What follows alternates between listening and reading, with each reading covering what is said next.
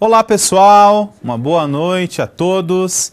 Um enorme prazer estar com vocês novamente para esse nosso segundo encontro. Afinal, hoje é a aula de número 2. Vamos ver o tema da aula de hoje.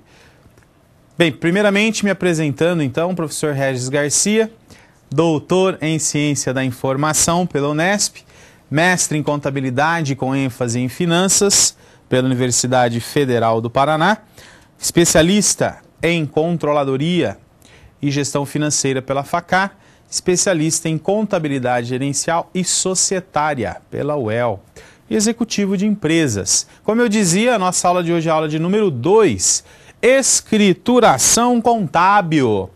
Na aula passada nós falamos, em alguns momentos da aula, sobre a importância do registro dos fatos que ocorrem nas empresas. Porque se nós não registramos os fatos, nós não temos como gerar as demonstrações contábeis. Estão lembrados? Então nós falamos bastante sobre a questão do registro. Nós falamos também que os fatos contábeis eles devem ser amparados por documentos. E esses documentos é que permitem com que a contabilidade faça o registro no sistema, faça o processamento das informações e, por sua vez, gere os demonstrativos contábeis ou demonstrativos financeiros, como são conhecidos. E é esse o instrumento que vocês, administradores de empresas, se utilizam para fazer o planejamento, para tomar decisões importantes, para poder fazer projeções sobre a vida da empresa, principalmente sob o aspecto econômico e financeiro. Então, isto que nós estamos falando é para situar vocês no assunto da aula de hoje, que é a escrituração. A escrituração é o instrumento técnico que a contabilidade se utiliza para fazer o registro dos fatos contábeis, tá certo? Beleza? Vamos lá. Primeiro slide traz para nós o conceito de escrituração. Muito importante nós destacarmos que a escrituração é a primeira etapa, ou seja, a primeira técnica que o profissional de contabilidade se utiliza para fazer o quê? O registro ou lançamento dos fatos contábeis, como nós falamos ainda há pouco. E aonde ou onde que ele faz o registro? Nos livros contábeis. E cada livro possui a sua finalidade. Então, os livros seriam o local da escrituração. Tudo bem? O local da escrituração. Aonde é feito, portanto, o registro. Olha só. Muito bem. Então já temos o conceito do que é a escrituração. O pessoal de Curvelo, abraço a todos, valeu aí já participando da aula. O pessoal de Curvelo faz a seguinte observação. Professor, por favor nos oriente de como será a sua prova. Os alunos querem saber. Tem que trazer calculadora? Olha, gente, vamos deixar para falar na aula que vem, que é a aula em que nós vamos contemplar o conteúdo sobre a prova, mas assim, adiantando para vocês, a prova, como é contabilidade básica, né, contabilidade orientada para o curso de administração, então ela vai cobrar conceitos, vai cobrar escrituração básica, né, vai cobrar de vocês o entendimento da posição da contabilidade no contexto de vocês mesmo. Se existirem a necessidade de cálculos, serão cálculos simples, tá bom? Mas o uso da calculadora é importante, sim. É importante se utilizar da calculadora para a conferência, né? Mesmo que os cálculos às vezes não necessitem de calculadora, mas é bom utilizar sim, beleza? Pessoal de Ituiutaba também participando, abraço a todos aí. Professor, a contabilidade atual brasileira tem seus métodos e normas baseadas na contabilidade. Contabilidade, acho que vamos ver se tem mais texto aqui, não? Bem, eu vou pedir para os nossos tutores pedirem esclarecimento sobre a questão, ou está faltando um pedacinho, né? Ah, já chegou o pedacinho que faltava aqui, né? Contabilidade americana. Explique para nós. Primeiramente, valeu aí pela participação de vocês. E sim, a contabilidade brasileira, bem como a contabilidade praticamente de todo o mundo, ela tem como base a contabilidade americana. O motivo é simples. Os Estados Unidos é um país que ascendeu ao capitalismo muito tempo antes do que nós, tá certo? Então, é claro que nós temos a Europa, que é mais antiga, né? E que tem uma contabilidade também muito forte. Mas os Estados Unidos, por ser um país de grande pujança capitalista, ele, obviamente, tem mais experiência, ele tem mais normas, ele tem mais leis voltadas para a gestão desse capital, para a gestão das empresas. Então é normal que os processos relacionados à gestão empresarial e também à contabilidade tenham como base a escola americana, sim, tá bom? Então, basicamente por esse motivo. Agora, é importante nós entendermos que a escola americana, ela não é a única escola importante do mundo relacionado à contabilidade. A escola europeia é muito forte também e as nossas normas, elas possuem influência, além da escola americana, das IFRS, que são normas internacionais de contabilidade, que fazem uma espécie de congruência entre a norma americana e a norma europeia, tá certo? Então a gente acaba tendo uma versão híbrida aqui no país. Tá ok? Valeu pela pergunta. Continuemos. Vamos ao próximo slide. Contas. Muito bom. Nós vimos o conceito de escrituração. Escrituração é registro. E agora vamos ver o conceito de contas. O que são as contas contábeis? Contas contábeis representa a identificação de cada componente do patrimônio da empresa. Então, olha bem, identificação, tá certo? Se a gente fosse usar uma expressão aqui mais simples, eu poderia dizer que seria o nome.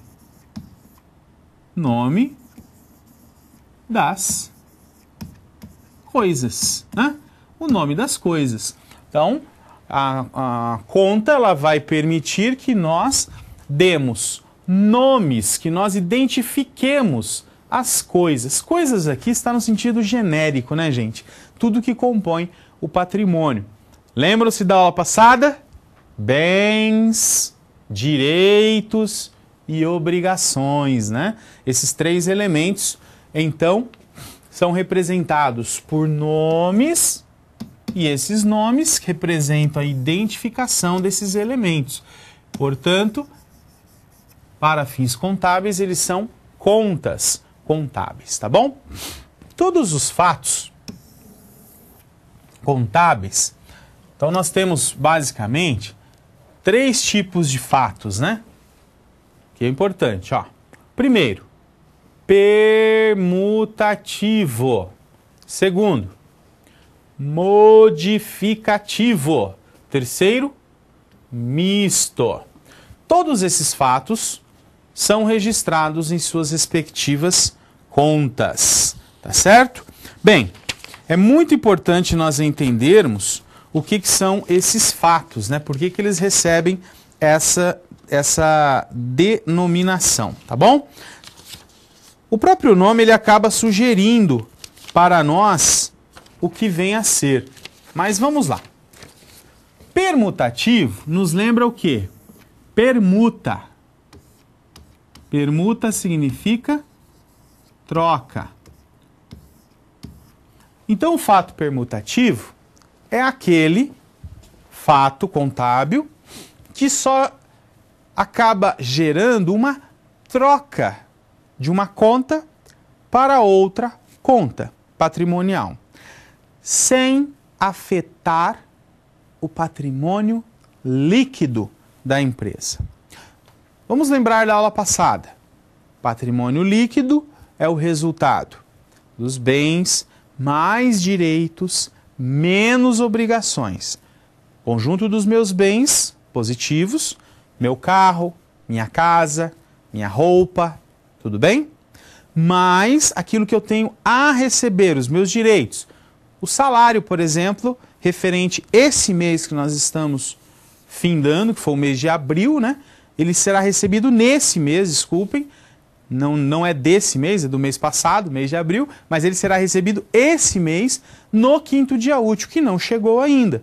Então eu tenho o direito ao meu salário de abril, também é algo positivo. Então, os meus bens mais esses direitos devem ser deduzidos deles as obrigações, são as dívidas que eu tenho. A diferença é o meu patrimônio líquido, tá bom? Então o fato permutativo é aquele que não afeta o patrimônio líquido. É a troca, por exemplo, de dinheiro que estava no caixa foi para o banco. Troquei, só permutei.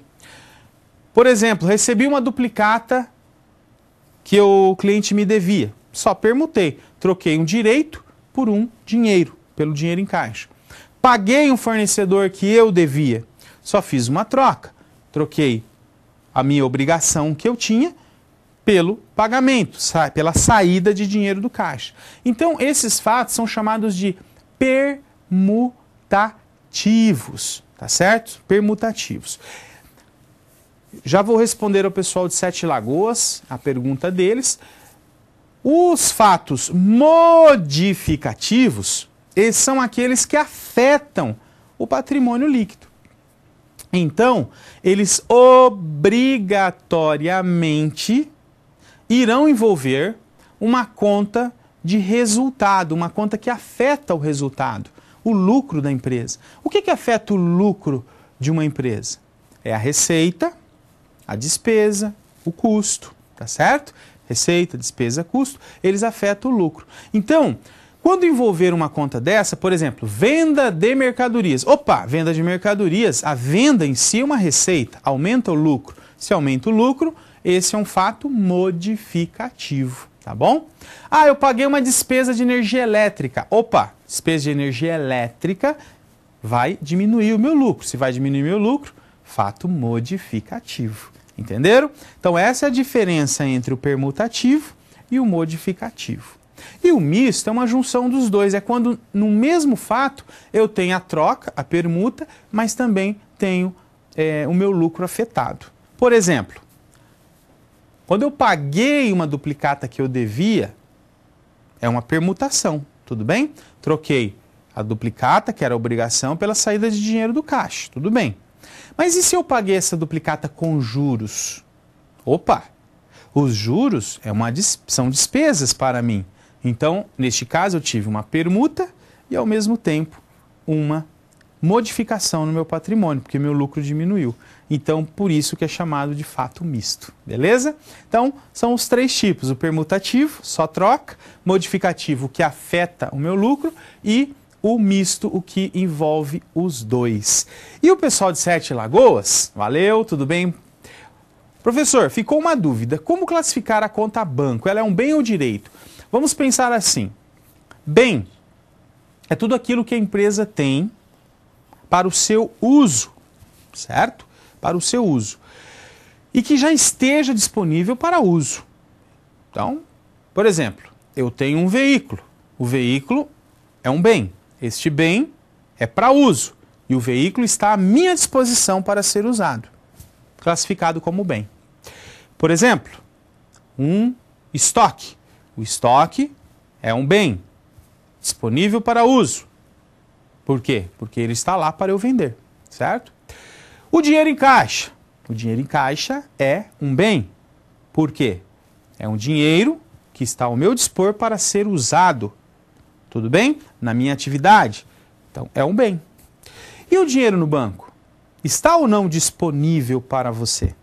Está. Está disponível. Por quê? Porque eu posso retirá-lo quando eu bem entender. Tá certo? Eu posso emitir uma ordem de pagamento, um TED, e imediatamente o dinheiro já não está mais na conta. Ele já está na conta de outro. Então, neste caso, o banco é um bem, tá bom? Alguns autores entendem como direito, por quê? Porque é preciso eu fazer uma ordem de pagamento, que é o cheque, para poder ter direito a movimentar o meu banco. Mas esse conceito já está em desuso. Por quê? Hoje, principalmente, não se usa nem mais cheque, né? Você usa a internet, você usa TED, DOC, são meios eletrônicos de transferência. Por isso que o banco é um bem, neste caso. Combinado? Continuemos. Vamos lá para o próximo, o mesmo slide, né? Vamos terminá-lo. Contabilidade atinge o seu objetivo, lembra-se do objetivo? Gerar informações, certo? Controlar o patrimônio, certo? Então, controlar o patrimônio é o objetivo. E a finalidade, gerar informações úteis para o processo de decisão.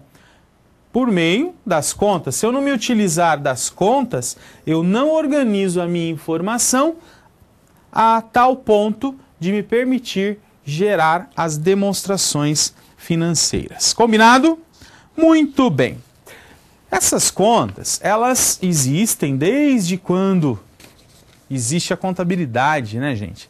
E a conta, ela foi sofrendo algumas modificações de conceito, tá certo? São as chamadas teorias das contas. Então, lá no início, quando se começou a fazer a contabilidade, a gente interpretava a conta como se fossem pessoas, por exemplo.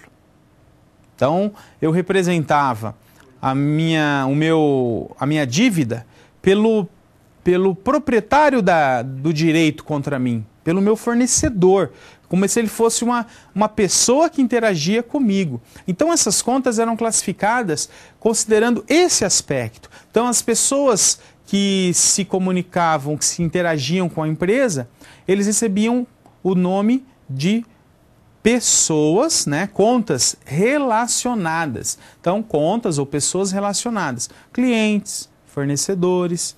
Por quê? Porque o aspecto principal era a pessoa que a conta representava, entenderam? Logo depois isso foi mudando.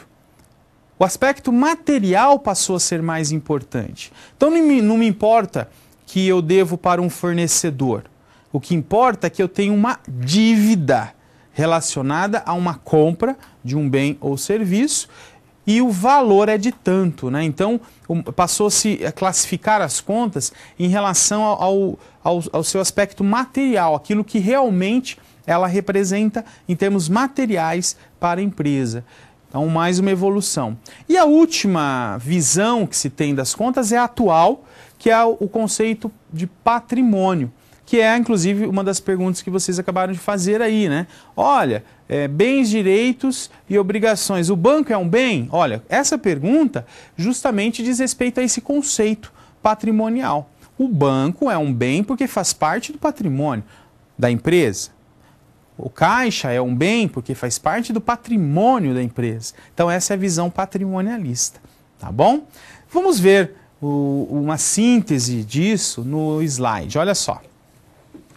A teoria personalística ou personalista, vocês lembram então de pessoas.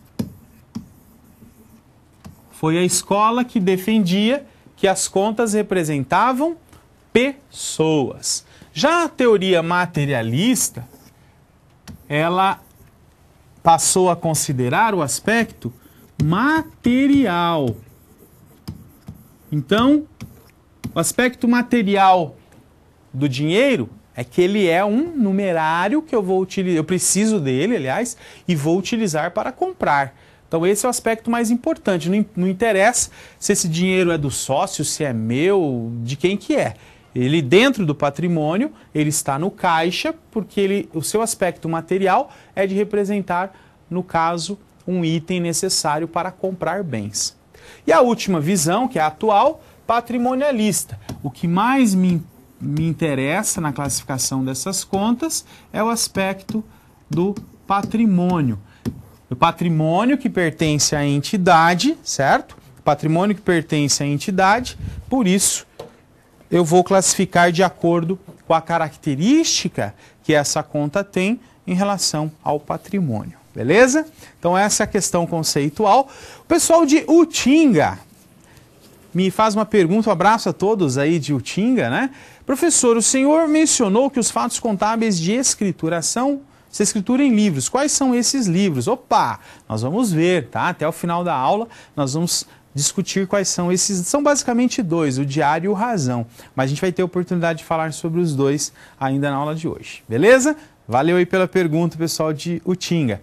Olha, continuando, vamos ver como que essas contas, então, elas se classificam. Isso é o que mais importa para vocês. Por quê? É de acordo com essa classificação que vocês vão entender como que o patrimônio da empresa está. Se ele está bom, se ele está ruim, se ele é um patrimônio que tem liquidez, se ele não tem liquidez, se o patrimônio é positivo ou ele é negativo. Isso se deve à classificação das contas, à estruturação das contas pela contabilidade. Vamos ver como que elas se classificam. Então, primeiramente, o primeiro grupo maior que nós temos são as chamadas contas patrimoniais. Pessoal, o que que as contas patrimoniais representam? Vocês acham que o nome sugere alguma coisa? Isto! São contas que representam o patrimônio. Legal. Olha só. Beleza? Ótimo. Bem, esse patrimônio, ele é dividido em basicamente 3 grupos. O primeiro grupo se chama ativo. Nós vamos pôr um sinalzinho de positivo ao lado dele, tudo bem? O segundo grupo se chama passivo. Nós vamos pôr um sinal de negativo do lado dele, tudo bem? Que são as obrigações. E o PL. Nós vamos pôr um sinal de igual ao lado dele. Lembram-se no final da aula passada que eu disse, olha, a equação patrimonial é bens mais direitos menos obrigações. Isto daqui resulta no patrimônio líquido, que é o que sobra realmente para os sócios, que é o que sobra realmente para a empresa, se ela vier a ser liquidada, se ela vier a ser fechada. Então, as contas patrimoniais servem para chegar nesta equação aí. Os bens e direitos são positivos, portanto, estarão classificados no ativo. As obrigações, que é a parte negativa, estará classificada no passivo. E o patrimônio líquido, que é o patrimônio pertencente aos sócios, é o resultado dessa equação patrimonial. Bem, o outro grupo de contas é denominado de contas de resultado. Nós falamos delas ainda há pouco quando falamos dos fatos modificativos. As contas de resultado, elas estão relacionadas com o lucro. Para ficar mais fácil de vocês entenderem. Então, elas servem para eu apurar o lucro. Ah, professor, mas não pode dar prejuízo? Pode. Pode dar prejuízo também. Mas o objetivo delas é apurar o meu resultado. E é óbvio que o objetivo da empresa é ter lucro, né? Então, por isso, eu posso dizer que elas estão relacionadas com o lucro. Seriam elas as receitas, parte positiva, certo? Seriam elas os impostos sobre essa receita, sobre as vendas, negativo, né? São despesas. Custos. Custos também são negativos. E as próprias despesas, as demais despesas, que também são negativas. Beleza? E aí nós temos um último grupo, que são chamadas de contas de compensação. Esse grupo aqui representam as contas que vão registrar atos administrativos relevantes. O que isso quer dizer? Quer dizer o seguinte, nós registramos na contabilidade os fatos, aquilo que, de uma certa forma, modificou o patrimônio, seja qualitativamente, seja quantitativamente, enfim, tá certo? Mas modificou. No caso dos atos, por exemplo, a assinatura de um contrato, ela não quer dizer nada, né? Não vai ser registrado. O que será registrado é o fato oriundo da assinatura do contrato. Agora, determinados atos, como por exemplo, a contratação de uma apólice de seguro, gera para a empresa um, entre aspas, direito a um ressarcimento no caso dela ter um problema, não é? Por isso é seguro. O valor da apólice que a empresa tem não pertence a ela. O valor da apólice não faz parte do patrimônio da empresa. O valor da apólice só será relevante se ocorrer um sinistro e a empresa precisar ser ressarcida, entenderam? Então, ele não vai estar no patrimônio, não pode estar no patrimônio. Então, o que se faz? Se separa do patrimônio, certo? No caso, o valor da apólice, lançando esse valor da apólice em contas de compensação. Lançamos uma no ativo e uma no passivo, elas se anulam, certo? E aí eu registrei o valor da apólice, mas fora do patrimônio, não são somadas com o patrimônio. Digamos que são contas informativas, tá bom? Enquanto que as demais não, são contas que servem para eu calcular o valor do patrimônio da entidade e do seu resultado. Contas patrimoniais e contas de resultado. Beleza? Olha o pessoal de Penápolis mandando aqui uma pergunta. Boa noite a todos de Penápolis. Professor, aluna Aline. Olá, Aline. Professor, para boa compreensão, poderia primeiramente elucidar os conceitos de leasing e suas vantagens e desvantagens? Como são contabilizados esses tipos de contratos? Olha, o leasing, em termos conceituais, ele representa um arrendamento, um aluguel, entre aspas, que você pode contratar de uma entidade financeira, possuidora do bem, ou de uma empresa especializada em leasing, possuidora do bem. Então você paga um aluguel para essas empresas durante um período, com uma opção de, no final do contrato, você comprar o bem pelo valor residual, pelo valor que geralmente é um valor simbólico, né? Que sobra lá no final do contrato. Então, se você fizer a opção de compra, o bem passa a ser seu no final desse período de contrato. A diferença, que é o que a Aline está perguntando, entre o leasing e o aspecto financeiro, quando eu faço um empréstimo, um financiamento normal, é que no financiamento o bem já é meu quando eu faço a compra. Então, no início do contrato, eu já faço a transferência de propriedade e aí eu vou pagando as prestações para o banco, mas o bem entra diretamente no meu patrimônio, pelo total dele. Já no leasing, não. O leasing, o bem não entra no meu patrimônio. Eu vou pagando esse aluguel vai sendo lançado como despesa e o bem só entrará no meu patrimônio se eu fizer a opção de compra. Tá ok? Quanto à forma de contabilização, nós vamos entender melhor esse processo mais para o final da aula. Eu não gostaria de antecipar para não confundir a cabeça de vocês, beleza? Vamos deixar mais para frente quando nós falarmos de como se faz o registro, como se lança débito a crédito, aí nós vamos recuperar essa questão do leasing, tá bom? Combinado? Valeu! Olha o pessoal de Foz do Iguaçu, um abraço a todos de Foz.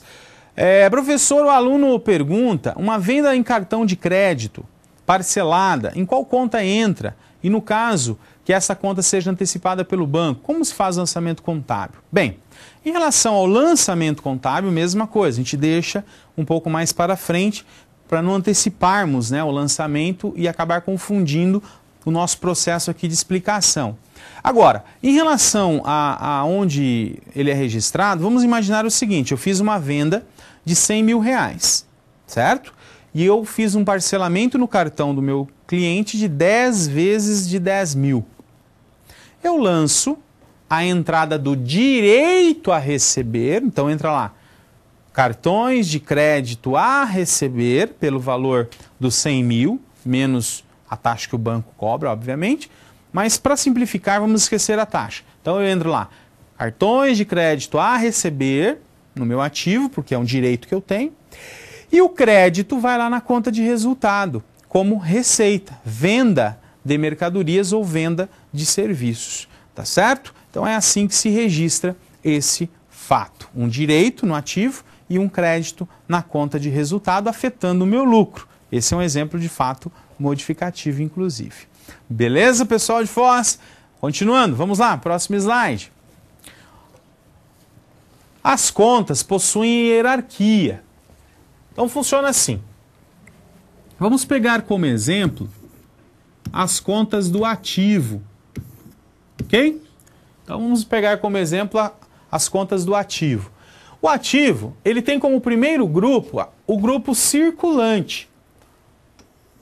Esse grupo circulante que pertence ao ativo é chamado de grupo de contas do ativo, chamado circulante.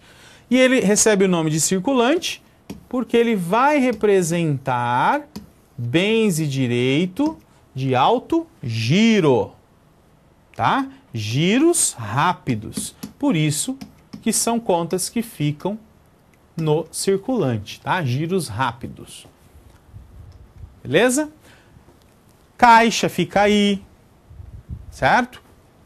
Bancos fica aí, certo? Duplicatas a receber, estoque, beleza? Muito bem. Agora, o circulante, ele também é subdividido. A primeira subdivisão do circulante é o disponível. O nome também é sugestivo, né, gente? Ele é um subgrupo de contas do circulante e é óbvio que se ele é disponível, é aquilo que já está na forma de dinheiro para você usar. Basicamente, eu tenho duas contas aí, o caixa e o bancos, tá certo? Já está aí disponível para ser utilizado, já é dinheiro. E aí dentro do subgrupo, aí sim você classifica a sua conta, né? Olha aqui o exemplo, conta caixa. Essa conta fica dentro de um subgrupo, que fica dentro de um grupo, que fica dentro de um grupo maior, que é o ativo. E mais um detalhe, essa conta também pode ser subdividida em subcontas. Caixa 1, caixa 2, banco 1, banco 2 e assim sucessivamente. Beleza? Essa hierarquia é importante porque é ela que vai permitir que nós levantemos as informações de uma forma mais organizada e mais explicativa, que é a finalidade da contabilidade. Beleza? Olha o pessoal de... Não, é a mesma pergunta, né, pessoal de Foz do Iguaçu, a mesma pergunta que está aqui, acho que eu já respondi. Com relação ao lançamento, a gente vai falar um pouco mais à frente, quando já estivermos, né, treinando lançamentos. Beleza? Temos agora uma atividade para fechar esse bloco da nossa aula, atividade importante, tá bom? Para vocês colocarem em prática os conceitos. Você precisa, se você precisar abrir uma conta, então, preciso abrir uma conta na contabilidade, para registrar os lançamentos, certo? Dos seguintes itens. Que nome você daria de contas para esses itens? Ó, a limpeza da sua empresa que serão consumidos aos poucos. Os salários do pessoal da administração. A gasolina gasta pelo veículo da empresa. E daí? Nós lançaríamos em quais contas? Antes de darmos o tempo para vocês fazerem atividade, vou aproveitar e responder uma pergunta do pessoal de Palmas. E aí, pessoal, tudo bem? Olha, qual a diferença entre custos e despesas? Bem simples. Custos, tudo que você gasta, certo? Na venda ou para a venda do seu produto, para deixar o produto em condições de venda, certo? Então, a matéria-prima, mão de obra, custos indiretos como o aluguel da fábrica, certo? Por isso que são custos, eles vão deduzir direto a receita. No caso de uma empresa comercial, é o próprio valor pago pela mercadoria que você está vendendo. Eu vendi por 100, paguei 80, custo de 80. Certo? E no serviço, são os gastos necessários para a execução do serviço. Mão de obra, insumos, etc. Já as despesas, elas não estão conectadas diretamente com a receita que você está obtendo. É, por exemplo, pessoal da área de administração, o que eles têm a ver diretamente com a venda ou com o fato do produto estar disponível para venda? Nada. Eles, na verdade, estão trabalhando no sentido de fazer a empresa continuar operando e, por conta dessa operação, ela ter as receitas. Então, despesas são os gastos necessários para você obter receita, como propaganda e publicidade, frete sobre vendas, aluguel da empresa quando esse aluguel não estiver direcionado para a produção, né? O aluguel, por exemplo, da área administrativa, salários do pessoal da administração, limpeza, certo? É tudo despesa. Agora, os gastos que envolvem fabricação dos produtos, o valor pago pelas mercadorias que você está vendendo, ou os custos envolvidos na prestação do seu serviço, aí eles vão para custos. Beleza, pessoal de Palmas? Vou dar um tempo agora para vocês fazerem a atividade. Voltamos daqui a pouco para fazer a correção. Boa atividade a todos!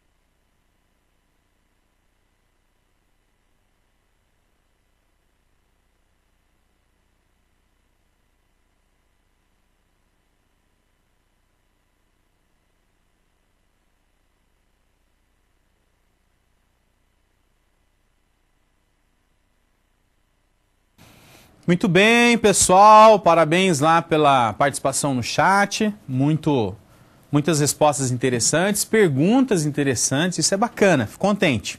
Pessoal de Ibotirama mandou aqui uma pergunta muito boa. Títulos de capitalização entra no patrimônio? E o que fazer com devedores duvidosos no final do exercício? Bem, vamos por partes. O título de capitalização, ele se assemelha a um investimento.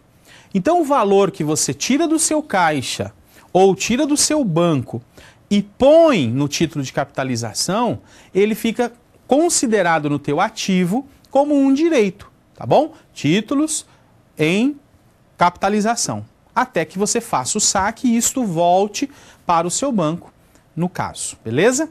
Já os devedores duvidosos, que seriam aqueles títulos que a empresa não sabe se vai receber, são provisionados como despesa. É uma despesa financeira, inclusive, que a empresa terá por conta do não recebimento de parte das suas duplicatas, beleza? Olha, tivemos muita participação, não dá aqui para ler a resposta de todo mundo, eu vou sintetizar a resposta, combinado? Mas olha, teve o pessoal de Alagoinhas que mandou a sua resposta, valeu aí o pessoal de Alagoinhas, Teófilo Ottoni também, pessoal de Limoeiro do Norte, pessoal de Porto Velho, pessoal de Routaperava, então, Routapeva, todos vocês, obrigado pela participação, mais polos participaram, depois a gente vai citando os demais, combinado? Mas vamos sintetizar a resposta? Vamos lá na tela nossa de atividade. Olha, a limpeza de sua empresa, que serão consumidas aos poucos, ou seja, não foram consumidas de imediato. Então eles ficam no estoque. Estoque de material de limpeza. Beleza? Eles ficam no estoque. Os salários do pessoal da administração ficam numa despesa chamada ordenados e salários. Tudo bem? E a gasolina gasta pelo veículo vai entrar em despesas com veículos. Opa! Veículos, beleza? Despesas com veículos. Então são essas as principais contas que nós poderíamos utilizar para esses itens. Pessoal de Ji-Paraná, legal, participando aqui com a gente. Matéria-prima também pode ser considerada investimento? Olha, depende. A matéria-prima, quando ela fica no estoque, comprei e guardei no estoque. Nesse momento, ela ainda não é custo, certo? Ela não é custo. Ela fica guardadinha lá no estoque, quietinha.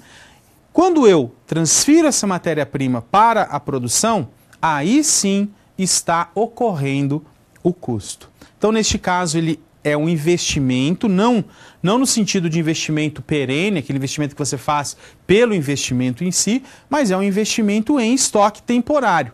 Por quê? Porque ele logo se transformará em um custo, assim que ele sair do estoque e for para a produção. Combinado? Entendido? Vamos lá. Pessoal de Uruguaiana também aqui participando. Professor, temos uma dúvida quanto à contabilização da compra de um imobilizado, por exemplo, um carro financiado. Debitamos a conta de veículos, perfeito, lançamos isso no ativo, tá certo? E creditamos empréstimos e financiamento, lá no passivo, tá certo? Muito bom. Mas como faremos com os juros, visto que pagamos a parcela mensalmente e não podemos retirá-la integralmente no lançamento de financiamento no momento inicial da contabilização?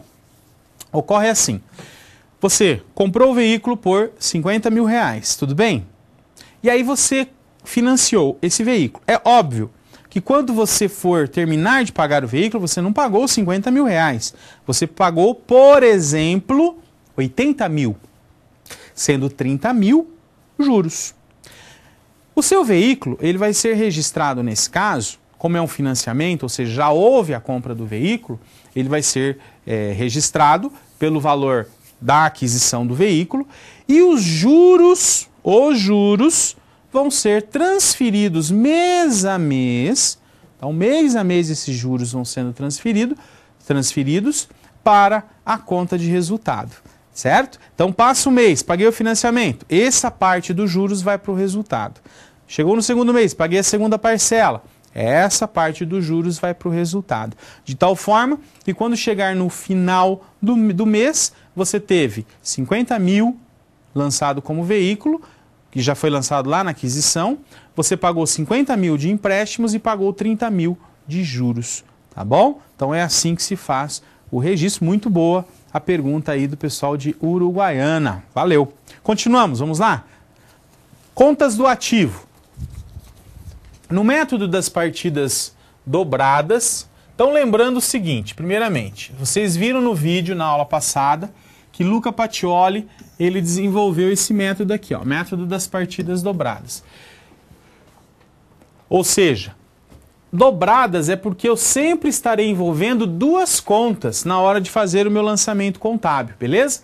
As contas do ativo, nesse caso, elas são debitadas, porque representam locais de investimento, de aplicação de recursos, e é óbvio que quando sai um elemento do ativo, é o inverso, elas serão creditadas, tá certo? Já as contas, isso no caso nós estamos falando das contas do ativo, tá? Já as contas do passivo é o inverso, elas serão creditadas quando eu estiver aumentando o passivo e serão debitadas quando eu estiver diminuindo o passivo. Então, se a gente for fazer uma tabelinha aqui, nós teríamos ativo, certo? Passivo, receitas e despesas. Despesas e custos aqui, despesas e custos têm o mesmo tratamento, tá bom? Então, se eu fosse fazer uma tabela de aumento e diminuição aqui, certo? Então, aqui aumento e aqui diminuição, beleza? Então, o ativo, ele aumenta pelo débito e diminui pelo crédito. O passivo, ele aumenta pelo crédito e diminui pelo débito. A receita aumenta pelo crédito e diminui pelo débito. Enquanto que as despesas e custos, elas aumentam quando são debitadas e diminuem quando são creditadas, tá bom? Então é uma síntese de como que se movimentam as contas. E aí nós chegamos aqui na resposta de uma das perguntas que vocês fizeram ainda há pouco, que era sobre os livros. Eu falei, ó, a gente vai chegar no momento que falaremos dos livros, que são os livros contábeis, onde nós registramos os fatos, beleza? Antes, vamos responder aqui ao pessoal de São Francisco. Beleza, pessoal de São Francisco? Olha só. Professor, existe uma padronização de nomes das contas contábeis? Muito boa pergunta de vocês. Olha, existe. Pelo menos uns 80% das contas contábeis possuem nomes muito utilizados por praticamente todas as empresas. Conta caixa, por exemplo, conta bancos, estoques de mercadorias, estoques de matéria-prima, estoques de insumos, estoques de produtos acabados, fornecedores, capital social, lucros. São nomes de contas assim quase que padrões. Não que eu não possa chamar o meu caixa de dinheiro. Eu posso chamar meu caixa de dinheiro, não tem problema. Mas a boa prática contábil orienta que esses 80% de contas, eles não sofram alteração, que a gente utilize como padrão de escrituração. O mais importante, gente, é que a conta diga, da melhor forma possível, aquilo que ela registra. Se eu disser para vocês a conta veículos, não é fácil de vocês identificarem? Opa, veículos é uma conta que registra a compra de veículos, de caminhão, de bicicleta, de moto, de carro, todos esses itens vão em veículos, né? Tá certo? Caixa, é fácil de entender, o caixa registra dinheiro. Estoque de material de expediente, opa, é fácil, é um estoque de material de expediente. Então, é muito importante que o nome diga para você aquilo que a conta está registrando. Beleza? Continuando, vamos lá. O livro diário. O livro diário, ele deve conter todos os registros contábeis, dia por dia, que modificou de alguma forma o nosso patrimônio. Então, os fatos contábeis são registrados no diário. Toda empresa tem que ter? Toda empresa tem que ter. A Lei 486 de 1969, olha só, diz que sem prejuízos de exigências especiais da lei, é obrigatório o uso do livro diário. E em 2002, além dos demais livros, é indispensável o diário. Então ele é um item obrigatório. A dispensa? Não, não existe hipótese de dispensa. O que acontece neste caso, que confunde, às vezes, mas tem empresa que não precisa fazer contabilidade. Não é bem assim. As microempresas e as empresas de pequeno porte, elas são dispensadas da escrituração, mas lembrem-se, apenas para fins fiscais. Se eu sofrer uma fiscalização do CRC, Conselho Regional de Contabilidade, para verificar se eu estou fazendo a escrituração correta, eu tenho que ter o livro diário de todas as empresas. Basta que possua um patrimônio, basta que ocorram fatos que modifiquem esse patrimônio, pronto, eu já tenho que fazer a escrituração, tá bom? Agora, para fins fiscais, de fato, para facilitar a vida das empresas de pequeno porte, das microempresas, das microempresas individuais, o fisco dispensa, não precisa fazer a escrituração. Tudo bem? Vamos ver um vídeo, voltamos daqui a pouquinho. As principais técnicas contábeis são escrituração, demonstrações contábeis ou relatórios contábeis, auditoria e análise das demonstrações contábeis. Escrituração é o registro dos fatos que afetam ou irão afetar o patrimônio. Esse registro é chamado de lançamento e é feito nos livros contábeis. Portanto, a escrituração também pode ser entendida como um conjunto de lançamentos. A escrituração tem início na existência dos documentos, os elementos de comprovação dos fatos, seguido do registro propriamente dito. Existem dois métodos de escrituração. O método das partidas simples, envolvendo controles individuais, conta a conta, sem relacioná-las entre si. Ou o método das partidas dobradas, onde as contas possuem relacionamentos entre elas. De longe, o método mais usado na maioria das entidades. A ordem de escrituração pode ser feita de diversas formas diferentes, dependendo da escola contábil, da forma de compreensão da ciência contábil ou até do local de trabalho. Usar um método diferente não significa estar errado por si só. Vamos analisar uma das formas possíveis que tem início com o registro no livro diário. Cada lançamento é feito em ordem cronológica e seguindo um padrão que determina as informações do lançamento feito. Em seguida, transcrevem-se os lançamentos para o livro razão. Por último, elabora-se o balancete de verificação. Com este mesmo intuito, verificar a igualdade entre o total de saldos credores e o total de saldos devedores. Para aí, então, se gerar os relatórios contábeis. Muito bem. O vídeo é autoexplicativo, é aquilo que nós estamos aqui falando, é só para fortalecer a parte conceitual e o entendimento do método de lançamento. Mas o pessoal de Santiago, um abraço a todos aí, faz a seguinte pergunta. Professor, explique depreciação estando no ativo. Olha, gente, depreciação é a conta que representa a perda de valor dos bens pelo uso, pelo consumo. Quando eu compro um veículo, pago 50 mil, como nós falamos no exemplo anterior, Esse veículo não valerá 50 mil daqui 5 anos, concordo? Valerá muito menos. Essa perda de valor é que é a depreciação. Por isso que ela fica no ativo com um sinal invertido, então veículo positivo 50 mil, depreciação negativa, por exemplo, 30 mil, fazendo com que o valor do veículo fique real, 20 mil lá no final dos 5 anos. Entendido? Então, por isso que fica no ativo, fica junto do bem que ela está depreciando, que ela está registrando. No caso, como perda. Tá bom?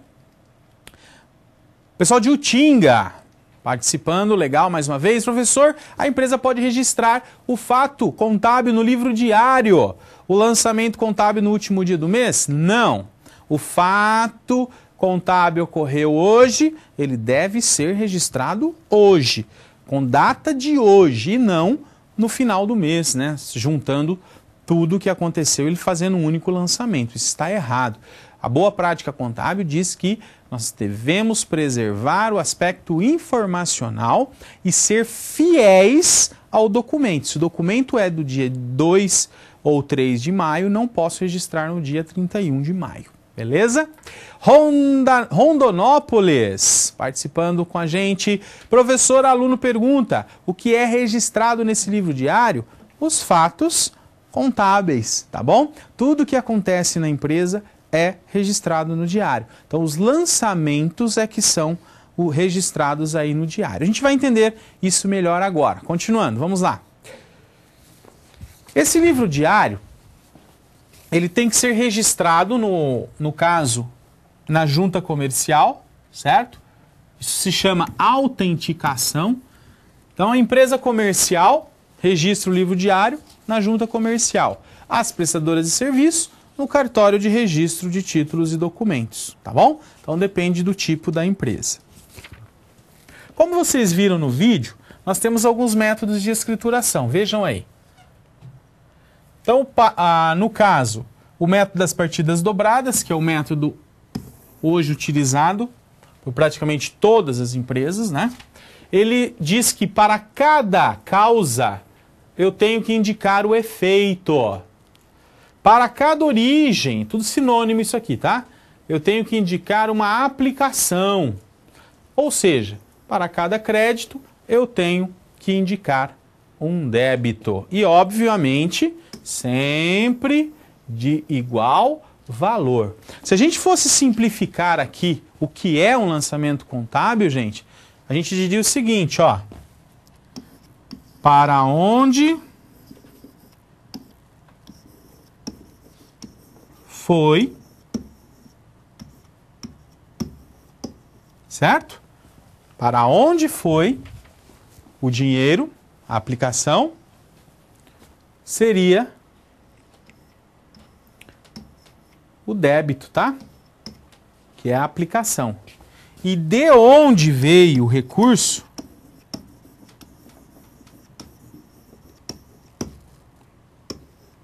eu vou indicar como crédito, certo? Então, se eu pegar aqui ó, a conta uma das mais fáceis de ser entendidas, né? Um depósito em dinheiro feito no banco. Então, para onde foi o recurso? Para o banco. Foi aplicado no banco. Então, o banco recebe um débito. De onde veio o recurso? A origem. Como se o banco estivesse devendo para essa origem. No caso, Caixa. Caixa recebe um crédito. Então, esse é o conceito que nós sempre temos que ter em mente. A aplicação do recurso é um débito. A origem do recurso, que é de onde veio, um crédito. Vocês gravando isso fica fácil de saber o que eu debito e o que eu credito. Tá bom? Pessoal de Alegrete, abraço a todos de Alegrete, alunos de Alegrete, perguntam quando se consegue cobrar um devedor, certo? A qual valor já foi lançado como provisão, ou seja, foi lançado lá como perda, certo? Na cobrança efetiva entra como receita ou recuperação de despesa. Neste caso, vamos imaginar, você fez a provisão para devedores duvidosos, o nome já diz, é uma provisão, eu estou pegando parte do meu lucro e guardando, certo? lançando como despesa, ou seja, diminuindo esse lucro, para que, caso haja perda, certo? Ela já esteja reconhecida no meu lucro. Muito bem. Quando essa provisão ela não se verifica na prática, ou seja, o cliente que eu achava que não pagaria, ele pagou, o que nós fazemos, no caso, é uma reversão do lançamento de origem. Então, se eu fiz uma provisão, é correto que eu faça o quê? Uma recuperação dessa despesa anterior, certo? E não como receita, porque não é uma receita nova, não é uma nova venda, não é algo que eu tive em função da minha atividade. Não, na verdade é algo que está, entre aspas, matando o lançamento anterior, que foi uma despesa. Então é a recuperação de despesa o mais indicado para esses casos. Tudo bem? Lançando no caso invertido, né? Se eu lancei a débito a despesa, agora eu lanço a crédito a entrada do dinheiro. Legal? Continuando, vamos lá. Fórmulas de lançamento. Então a gente tem a forma simples, que é uma conta a débito e uma conta a crédito. Isso aqui é o mais utilizado nos sistemas, tá? Sistemas de contabilidade. Uma conta a débito e uma conta a crédito. A composta é aquela que eu tenho duas ou mais contas a crédito. E a outro tipo de composta é quando eu tenho duas ou mais contas a débito. E eu também posso ter a chamada forma complexa, que é quando eu tenho duas ou mais a débito e duas ou mais a crédito, tá bom? Mas, lembrando, hoje com o sistema de informação, basicamente o que nós fazemos é indicar uma conta a débito e uma conta a crédito. Então, se eu tenho a chance de fazer uma forma complexa, ao invés de eu fazer um lançamento envolvendo 3 contas a débito e 3 a crédito, eu faço, no caso, 6 lançamentos simples, porque no sistema de informação isso é bem mais fácil do que era antes, quando o diário era feito à mão, tá certo? Hoje não, hoje com a informatização é rapidinho o lançamento. Combinado? Então, um a débito, um a crédito, é a forma mais utilizada nos sistemas de informação. Continuando, vamos lá? O livro diário, ou seja, o lançamento feito no livro diário, ele vai indicar então o local e a data. Vamos supor que ocorreu um fato aqui em Londrina, pagamento de uma despesa. Londrina, dia 4 de maio de 2015, certo? Pronto, indiquei o item 1, local e data. Aí eu vou indicar a conta devedora. Bem, se foi o pagamento de uma despesa, eu vou debitar, neste caso, a despesa. E eu vou indicar a conta credora, que é a origem. Se eu paguei à vista, a origem é o caixa. Então, débito de despesa, crédito de caixa. E aí eu direi o que eu estou registrando, que é o chamado histórico. Pagamento de uma despesa à vista conforme nota fiscal número tal. Entenderam? Esse é o histórico. E finalmente eu indico o valor. No valor de tal. Beleza? Isso são chamadas de formalidades intrínsecas, né? Que eu devo respeitar em relação ao diário. Já as formalidades extrínsecas são aquelas que dizem respeito ao aspecto externo do livro, né? Ele deve ter termo de abertura e termo de encerramento. Ele deve ser encadernado. Ele deve ser registrado em órgão competente, como nós vimos ainda há pouco. Ele deve conter as demonstrações financeiras ou demonstrações contábeis obrigatórias. São mais aspectos formais do livro diário. E o pessoal de Ibaiti, aqui do Paraná, faz a seguinte pergunta: professor, a conta duplicatas descontadas é uma conta do ativo ou passivo?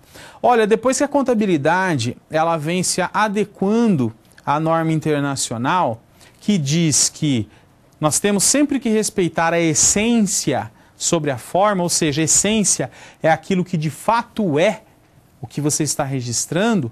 Então, quando eu descontei uma duplicata, na verdade, ela já pertence ao banco, né? E não mais a mim. Então, neste caso, ele deve ir para o passivo, de acordo com o novo entendimento da contabilidade. A essência sobre a forma. E não mais como redutora do ativo, como era antigamente, tá bom? Mas não significa que se você lançar como dedutora do ativo, você vai ter um balanço que não fecha, né? Ele vai continuar fechando. Mas o ideal é que ele vá para o passivo, de acordo com a nova norma de contabilidade. Pessoal de Ilhéus também participando. Professor, referente ao recebimento da nota fiscal de matéria-prima, cuja emissão é 4/4/2015. E devido ao transporte, recebemos no dia 4 de maio, um mês depois. A data de entrada do fato é 4 de maio ou 4 de abril. Gente, neste caso, respeita-se o recebimento efetivo da mercadoria, tá certo? Então, o fato, a compra que você fez, ela poderia nem ter gerado a chegada da mercadoria. Por exemplo, o caminhão, ele pegou fogo lá e queimou toda a carga. Vai demorar 6 meses para você ter de novo a mercadoria. Neste caso, o fato ele não aconteceu efetivamente, né? Embora você tenha lá o registro da nota fiscal, você vai ter que, neste caso, esperar a mercadoria de fato chegar para você fazer a entrada dessa mercadoria no seu sistema.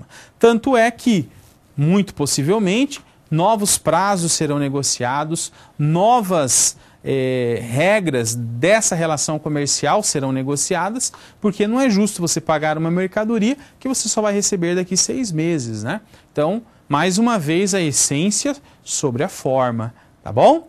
Continuando, vamos lá. Agora nós vamos ver um vídeo. Voltamos daqui a pouquinho.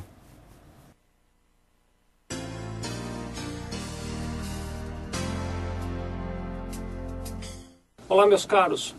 Vamos falar um pouquinho agora a respeito da necessidade de registro dos livros contábeis. As empresas, de uma maneira geral, elas estão obrigadas a fazer a sua escrituração contábil. Essa escrituração contábil ela acontece ou através do livro diário e razão ou através do livro caixa. Estão obrigados ao livro diário e razão aquelas sociedades que são optantes do lucro real ou que são optantes do lucro presumido, e estão facultadas ao livro caixa as sociedades que são optantes do Simples Nacional. O objetivo desses livros, Diário e Razão e também do livro caixa, é transcrever em ordem cronológica as operações financeiras que foram realizadas pela sua empresa. E eles servem para 2 finalidades principais. A primeira finalidade é para acompanhamento do fisco, então são livros que precisam ser apresentados ao fisco nos casos devidos. E a segunda finalidade é para a questão da legislação societária e do Código Civil Brasileiro, que, independente da questão tributária, prevê a obrigação dessa escrituração. Agora, simplesmente fazer a escrituração não basta. A legislação prevê também que esses livros, além de escriturados e encadernados, quando no formato em papel, devem ser registrados na junta comercial. Atualmente, e em outros vídeos nós falamos sobre esse assunto, existe também os livros eletrônicos, que são parte do SPED, que é a escrituração contábil digital. Então, algumas sociedades já estão obrigadas a não ter mais esses livros em papel, mas sim numa versão digital, um arquivo que contém o conteúdo que estaria no livro impresso. Também os livros digitais estão obrigados e sujeitos a registro ou na junta comercial ou em cartório de registro civil de pessoas jurídicas. Você define aonde registrar da seguinte maneira: se a sua empresa é uma sociedade empresária, ou seja, se ela está constituída na forma de um negócio complexo que envolve equipamentos e pessoas para a prestação de serviço, ou para o comércio ou para a fabricação, você é uma sociedade empresária e, portanto, deve registrar seus livros contábeis na junta comercial do estado onde você está. Se você é uma sociedade simples, por favor, não confunda, a sociedade simples não tem nada a ver com a empresa que é optante do Simples Nacional. Então, se você é uma sociedade simples, a sociedade simples é aquela que não envolve a organização empresarial. Normalmente, são sociedades que estão voltadas para a prestação de serviços que dependem da capacidade pessoal do sócio. Como, por exemplo, um dentista. Ele tem um consultório, tem um sócio, então eles têm lá um consultório, abrem uma empresa, mas quem atende são eles. Eventualmente até tem algum funcionário, como uma secretária, uma recepcionista, um office boy, uma faxineira, mas quem presta o serviço principal, que é o serviço, por exemplo, de obturação, é o próprio sócio. Então, nesse caso, trata-se de uma sociedade simples, e a sociedade simples tem seus livros registrados em cartório de registro civil de pessoas jurídicas.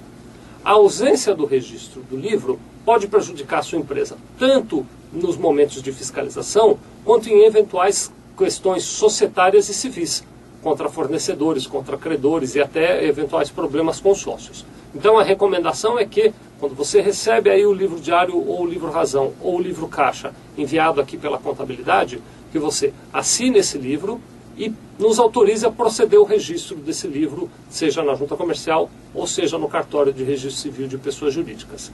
Isso é uma providência que vai proteger a sua empresa. Muito obrigado. Muito bem.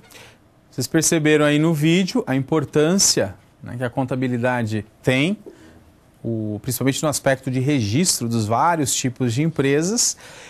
E o pessoal de Poções, na Bahia, aqui nos pergunta o seguinte: explica como funciona o capital de terceiros na escrita contábil, se ele pode ser considerado como débito. Não. O capital de terceiros, ele representa o passivo, tá bom? Tudo que é passivo, não seja patrimônio líquido, eles são dívidas para com terceiros, ficam no passivo. E se são do passivo, na verdade são créditos, porque são origens de recursos. Por exemplo, quando eu compro mercadoria a prazo de um fornecedor meu, eu credito esse fornecedor, porque ele tem um crédito junto a mim, certo? E aí eu debito o meu estoque, que é onde eu coloquei o recurso que eu estou, entre aspas, né, utilizando desse fornecedor. Beleza? Pessoal de Poções, então, eu acredito que tenham entendido. E o pessoal de Ubá também aqui tem uma pergunta. Professora, a aluna Lacínia pergunta: tudo bem, Lacínia? Joia? Como a empresa contabiliza uma receita de serviço onde ela recebe adiantamento e o serviço será prestado posteriormente? Muito boa pergunta, viu, Lacínia? O que acontece? Eu vou prestar o serviço, por exemplo, em junho. E hoje, dia 4 de maio, o cliente vem e me dá R$10.000 adiantados. Tudo bem? Eu não posso registrar a receita, porque a receita não aconteceu, certo? A receita vai acontecer quando eu executar o serviço no mês que vem, mas eu tenho que registrar. Como é esse lançamento? Bem, eu dou entrada no meu caixa, portanto, eu estou aplicando o dinheiro que me deram no caixa, débito de caixa, e credito, no caso, uma obrigação, entre aspas, que eu tenho com esse meu fornecedor, com esse meu cliente. Afinal, se ele me deu 10 mil, eu estou devendo 10 mil para ele até o momento que eu prestar o serviço. Então eu crio uma conta chamada adiantamento de clientes, é uma conta do passivo, crédito, tá? É uma dívida que eu tenho provisoriamente com o meu cliente, beleza? Pessoal de Ipatinga, também aqui tem uma pergunta, o aluno Clésio, beleza, Clésio? Ele pergunta o seguinte: solicita um exemplo de subconta bancos, por exemplo, 1 e 2. Pessoal, é o seguinte, vamos imaginar que eu tenha duas contas então, conta bancária número 1, conta bancária número 2, são subcontas da conta bancos. Quando eu faço uma transferência da conta 1 para a conta 2, eu não me utilizo da conta bancos, eu me utilizo da subconta banco 1 e banco 2. Suponhamos que eu estou tirando do banco 1 e aplicando no banco 2. Então eu debito o banco 2 e credito o banco 1, tá bom? E aí isso vai alterar os saldos dos dois, a soma dos dois bancos é o que vai dar o saldo da conta, mas o lançamento é sempre feito na conta de menor nível, no caso direto no banco 1 e do banco 2. Beleza, Ipatinga? Joia? Vamos continuar. Nós temos uma pergunta aí ilustrativa. Se a gente tivesse que fazer uma frase, né? No que a escrituração dos fatos contábeis pode contribuir para o controle patrimonial? Então, é mais uma reflexão, né? Nós já respondemos a essa pergunta em 2 momentos, lá no início da aula, quando nós falamos sobre a importância da escrituração, e depois desse vídeo que a gente acabou de ver, de Sevilha, né? Contabilidade, onde ele fala que É por meio da escrituração que eu vou conseguir levantar os demonstrativos contábeis. Sem ele, sem a escrituração, eu não chego no objeto e na finalidade da contabilidade, tá certo? Então é isso, essa é a reflexão sobre a importância da escrituração e o que ela representa para a contabilidade, que nós já vimos. O pessoal de Ituiutaba participando também. Professor, o que é exaustão na contabilidade? Dê exemplos. Olha, a palavra exaustão é similar à palavra, ao significado da palavra depreciação, tá bom? Eu não deprecio o veículo porque ele vai perdendo valor. Quando eu, por exemplo, tenho uma mina de extração de minerais, tá certo? Ele não deprecia. O valor da mina está lá. O valor da mina é proporcional à capacidade de produção dessa mina. Então, à medida com que eu vou extraindo o minério, a capacidade de produção vai diminuindo e aí eu vou transferindo essa, entre aspas, despesa, no caso é custo, como exaustão da mina, tá bom? Por isso que o nome é exaustão. Mas o tratamento é idêntico ao tratamento da depreciação. Beleza? Continuemos então. Vamos lá ao próximo slide. Vamos ver um fato permutativo. Depósito em dinheiro na conta corrente bancária, que nós já fizemos aqui algumas vezes. Valor do depósito, 25 mil. Como que ficaria esse lançamento? Vamos lá.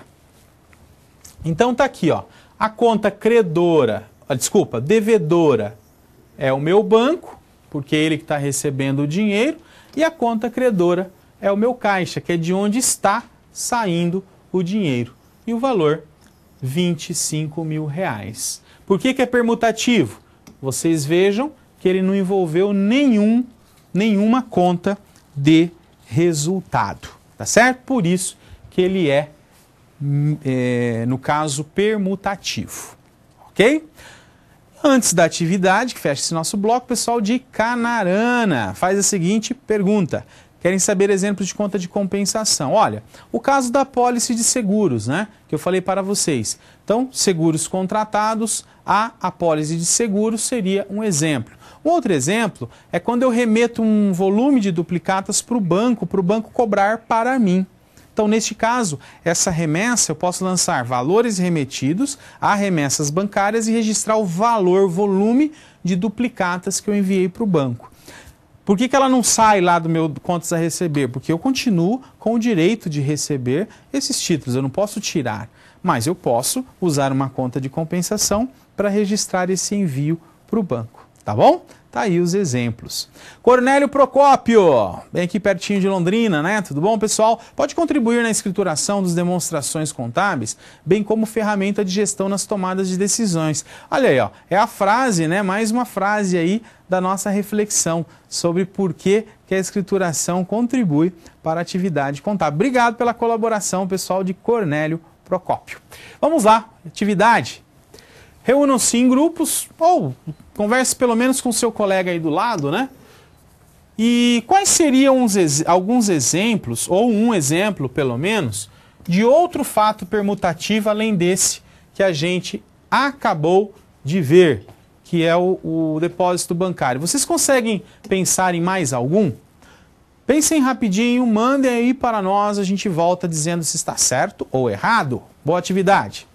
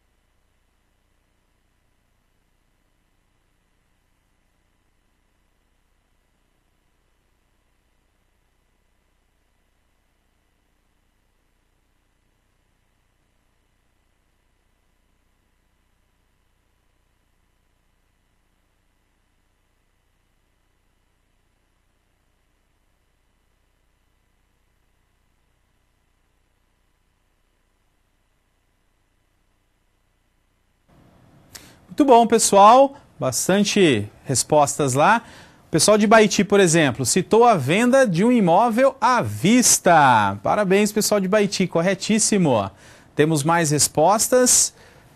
Vamos lá, Governador Valadares. Abraço a todos aí. Compra à vista de um veículo, né, de um imóvel. Muito bem, também é um exemplo. Vários outros polos participaram, parabéns aí pela participação. Vamos ver, por exemplo, o pessoal de São José dos Campos, né, que também participou aí do chat. Vamos lá, próximo slide traz para nós uma informação já de um fato modificativo, diferente desses que vocês citaram. Ó, agora eu prestei um serviço de 5 mil. Como ficaria? Tá aqui, ó, débito de caixa pela entrada do dinheiro, crédito de venda de serviços, valor 5 mil reais. O lançamento vocês veem que sempre é nesse padrão, né? Indico a origem, indico a aplicação. No caso, uma duplicata de R$1.000 que ela tenha gerado um juros de 50 mil. Esse é um exemplo, ó, permutou e modificou. Por isso, um exemplo de fato misto. Vamos ver? Olha só. Primeiro, debitei caixa, creditei o meu cliente, o duplicata a receber. Permuta R$1.000. Depois eu debitei caixa e creditei receitas financeiras. Valor dos juros, R$50. Nesse caso, modificou. Então, se modificou, é um fato misto, porque ele permutou e ao mesmo tempo modificou. Bem, esses lançamentos que nós vimos ocorreram no livro diário, mas nós não temos só o livro diário. A gente vai ver na aula que vem também o livro Razão, que é utilizado para sintetizar os lançamentos.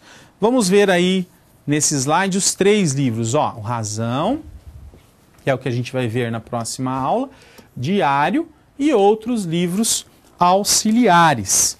O livro Razão, a gente pode sintetizá-lo de uma forma didática na forma de um T. Olha só. Ele auxilia no trabalho de escrituração, mas ele não é um instrumento oficial. Atenção, hein, gente? Não é um instrumento oficial. É só didático. Olha só como que ele se apresenta, ó. Aqui em cima vai o nome da conta. Do lado esquerdo, desculpem, nós temos o débito e do lado direito o crédito, beleza?